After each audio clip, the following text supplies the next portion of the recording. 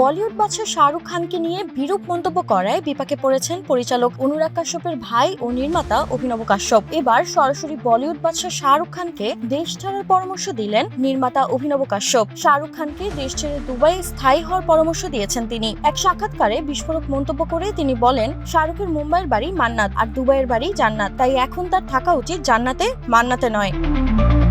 অভিনবের এই মন্তব্য ছড়িয়ে পড়তেই নেটপাড়ায় শুরু হয় সমালোচনার ঝড়। শাহরুখ ভক্তরা ক্ষুব্ধ প্রতিক্রিয়ায় ভরিয়ে দেন সামাজিক যোগাযোগ মাধ্যম। অনেকে বলছেন, কাজ না পাওয়ায় আলোচনায় আসতেই এমন মন্তব্য করেছেন পরিচালক। অভিনব অবশ্য নিজের বক্তব্যে অনড়। তিনি ব্যাখ্যা দিয়ে বলেন, মান্নাত মানে প্রার্থনা, জান্নাত মানে স্বর্গ। শাহরুখের যদি স্বর্গ দুবাইয়ে হয়, তাহলে ভারতে থেকে কি করছেন তিনি?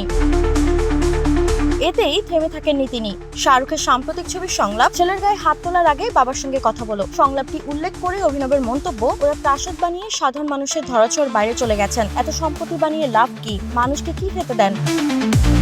তবে নেটিজেনদের মতে শাহরুখের জনপ্রিয়তা বা প্রভাব হিংসার কারণেই এমন মন্তব্য করেছেন এই বিতর্কিত নির্মাতা। অবশ্য এর আগেও সালমান খান ও তার পরিবারকে নিয়ে কড়া মন্তব্য করে বিতর্কে জড়িয়েছিলেন অভিনব কাশ্যপ। শাহরুখ প্রসঙ্গটিও যেন সেই ধারাবাহিক বিতর্কেরই নতুন পর্ব।